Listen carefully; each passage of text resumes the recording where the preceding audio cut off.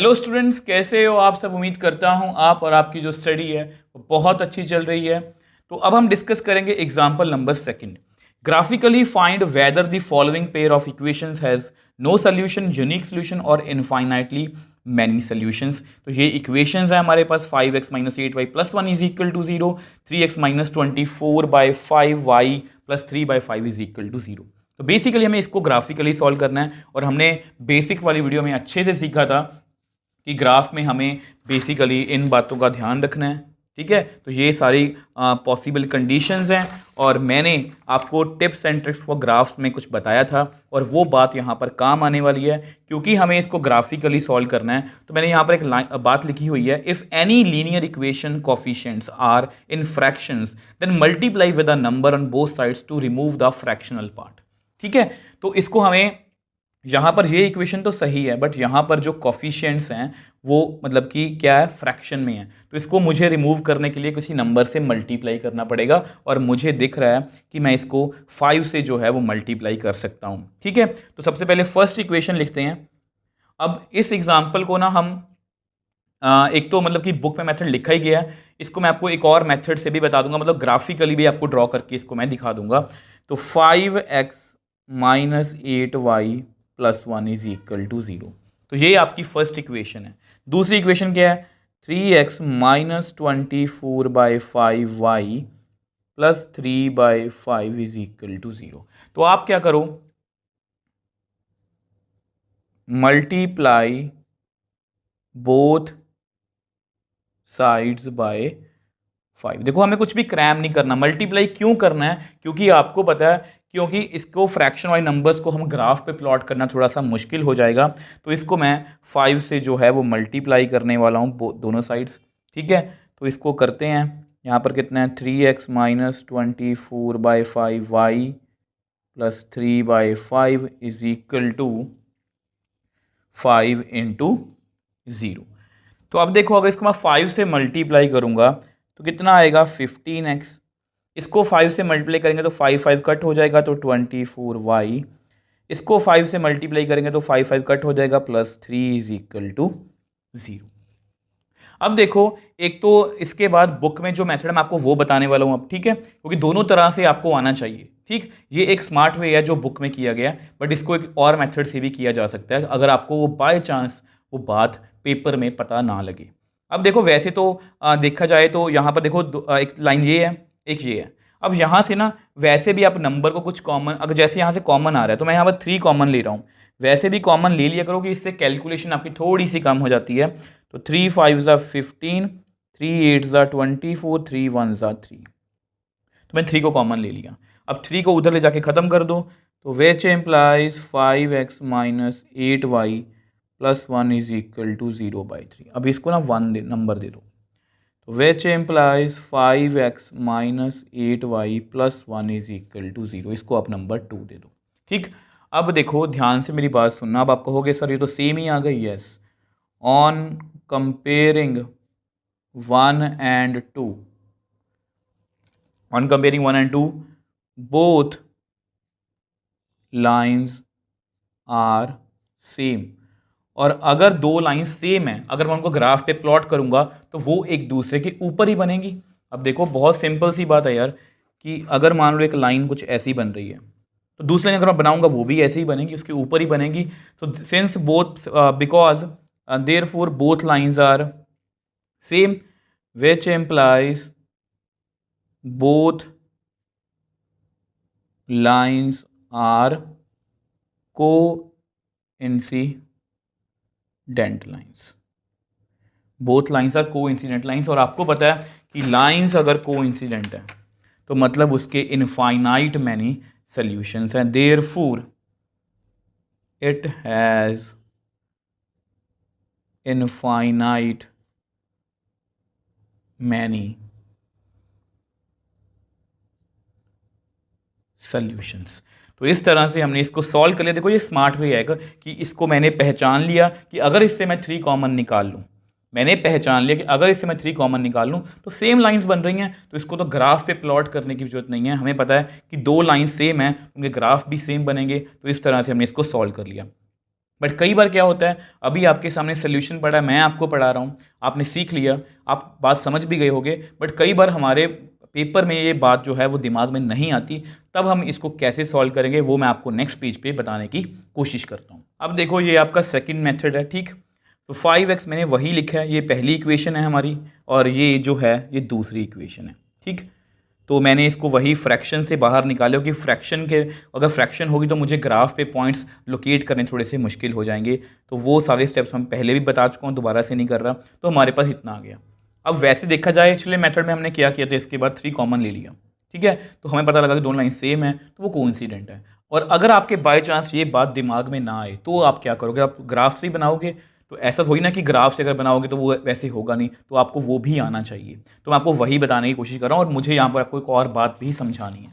तो यहाँ पर मैंने वो पहले से लिख रखी है, for the points put x is equal to 0 and y is equal to 0, but if there is value, if their values comes in fraction, then fill the value of x and y so that the fractional part is removed। इसका मतलब बस यही, देखो मैंने अपनी language में लिखा है, जो कि बुक की लैंग्वेज थोड़ी ना है। मैंने क्या लिखा है कि जैसे अगर यहाँ पर मैं पहली लाइन की बात करते हैं, let 5x minus 8y plus 1 is equal to 0। अगर आप x को 0 फिल करोगे, देखो अगर आप x को 0 फिल करोगे तो y कितना आएगा, 1/8। अब इसको ग्राफ पे प्लॉट करना ना बहुत मुश्किल हो जाता है।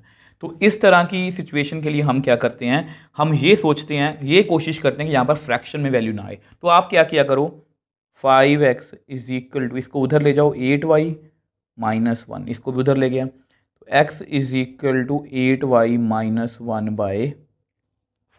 अब आप कोई ऐसी वैल्यू सोचो, देखो अभी आपको ये बातें फालतू में लग रही होंगी, बट जब अब क्वेश्चन के बाद फंस जाता है तब आपको पता लगेगा कि इसकी कितनी वैल्यू, कितनी इंपॉर्टेंस है। अब अगर मैं y को देखो 1 फिल करूंगा तो कितना आएगा, 8 माइनस 1 7/5, कुछ बन नहीं रहा। 8 y को 2 फिल कर लो, ठीक है। Put y is equal to 2। 2 क्यों फिल करना है, 2 क्यों फिल करना है ये आपको अभी पता लग जाएगा। तो x is equal to 8 into 2 minus 1/5, तो कितना आया 16 माइनस 1/5, तो कितना आया 15/5, तो कितना आया 3। तो यानी कि हमें मेरा पहला पॉइंट जो है 3,2 मिल गया, और ये फ्रैक्शन में नहीं है, इसको लोकेट करना मेरे लिए बहुत ईजी है, ठीक है। तो ये छोटी छोटी बातें आपको बहुत हेल्प करेंगी। अब सेम वे से मैं 3 फिल करूँगा, 8 से 24, कुछ नहीं बात बनेगी, 4 5 6 7, तो 7 से मेरी बात बन सकती है। तो अब मैं क्या करूँगा, put y is equal to 7, ठीक है। तो अगर y को 7 फिल करोगे तो x is equal to 8 into 7 minus 1 divide by 5, 8 7 ज़ा 56 minus 1/5, that means 55/5। That means इसको मैं कर सकता हूँ, कितना आएगा 11। तो मेरे पास 11,7 जो है इसका दूसरा पॉइंट आ गया, और लाइन को ड्रॉ करने के लिए हमारे पास 2 पॉइंट्स सफिशिएंट होते हैं। नाउ अब दूसरी जो है उसको भी लिख लेते हैं, ये कितनी है 15x minus 24y plus 3 is equal to 0, ठीक है। हम उस सिचुएशन से इसको सॉल्व कर रहे हैं कि हमें नहीं पता कि इसमें से कुछ कॉमन निकालना है, मैं भूल गया किसी हिसाब से पेपर में, तो हम कैसे सॉल्व करेंगे। तो यहाँ पर भी सेम है, फ्रैक्शन में वैल्यू आएगी, अगर आप x को 0 फिल करोगे तो उसी तरह से करते हैं इसको, 24y माइनस 3, तो x की वैल्यू कितनी आ गई 24y माइनस 3/15, ठीक है। तो मुझे बेसिकली 15 का टेबल पे जो भी ऊपर वैल्यू आए वो 15 के टेबल पर चली जाए, ठीक है। तो y को 0 फिल करेंगे तो माइनस 3/15 आएगा, 1 फिल करेंगे 21/15 आएगा, 2 फिल करेंगे तो हाँ 2 से मेरी बात बन जाएगी। तो देखना सेम पॉइंट्स ही आएंगे, y इज इक्वल टू 2, ठीक है। अगर आप y को 2 फिल करोगे तो कितना आएगा 24 इंटू 2 माइनस 3/15, कितना बना 48 माइनस 3/15, कितना बना 45/15। तो इसको आप कट करोगे तो कितना आएगा 3। आपके सामने हैं पॉइंट्स जो हैं वो सेम आ रहे हैं, तो 3,2 पहले भी आया था, यहाँ पर भी आ गया, ठीक है। अगेन अब वैसे चेक करने की जरूरत नहीं है। y को 7 पुट करो, ठीक है। तो 24 को 7 से मल्टीप्लाई करेंगे तो कितना आएगा, 168 आएगा। तो मैं y को 7 ही फिल कर रहा हूँ, ठीक है। तो x कितना आएगा यहाँ पर हमारे पास, 24 इंटू 7 माइनस 3/15। आपकी बुक में भी लिखा गया है कि इसको वेरीफाई करो खुद ग्राफ पे, ठीक है। तो कितना आया, 165/15। इसको आप कट करोगे ना, 165 को अगर 15 से डिवाइड करोगे, 15 1 ज़ा 15, 15 1 ज़ा 15, तो कितना आ गया, 11। देख लो सेम पॉइंट्स ही आ रहे हैं। तो वाई एक्स, तो प्लीज़ इस बात का आप ध्यान रखोगे, कई बार मुझसे भी गलती होती थी जब मैं छोटा था कि मैं जो वैल्यू आई वो बाद में लिखता था, ये पहले। तो वाई एक्स हमेशा पहले आएगा, वाई हमेशा बाद में आएगा। तो ये हमारे पॉइंट्स हैं, इसको मैं आपको ग्राफ पे भी एक बार लोकेट करके दिखा दें। अब देखो ये आपका ग्राफ है, ठीक है। अब इसको हम अपने तरीके से मोल्ड कर सकते हैं। अगर मैं बिल्कुल सेंटर में बनाऊंगा तो मेरे जो पॉइंट्स हैं वो शायद जो है वो ग्राफ पे पूरे नहीं आएंगे, तो आप इसको अपने अकॉर्डिंग मोल्ड कर सकते हो। ये बिल्कुल भी गलत नहीं है, ऐसा नहीं है कि आपको सब कुछ शो करना है। तो मेरे पॉइंट्स पॉजिटिव थे तो मैंने पॉजिटिव नंबर्स ही लिखे हैं। तो अब देखो सबसे पहले ग्राफ की बात करते हैं, 3,2। फिर से वही बात को ध्यान रखेंगे, हमें हमेशा ओरिजिन से स्टार्ट होना है। पहला नंबर कितना है, 3। तो 3 का मतलब पॉजिटिव मुझे यहाँ पर जाना है, तो मैं यहाँ पर चला गया। इसके बाद 2 का मतलब है पॉजिटिव ऊपर जाना है। वाई देखो यहाँ पर मैंने आपको बताया था, अगर x पॉजिटिव है तो राइट साइड जाओ, y पॉजिटिव है तो ऊपर चले जाओ। तो यहाँ से मैं यहाँ गया, यहाँ से मैं यहाँ तक आ गया। तो ये मेरा पहला पॉइंट है, कौन सा, 3,2, ठीक है। अब दूसरी बात करते हैं, आगे 11। तो पहले यहीं पर खड़ा मैं, यहाँ पर गया 11, तो यहाँ तक चला गया मैं। उसके बाद 7, तो 7 ऊपर चला गया मैं, तो ये कुछ यहाँ पर जाके बनेगा, ठीक है जी। तो ये हमारा दूसरा पॉइंट है, कौन सा, 11,7। तो इनको मीट कर देते हैं।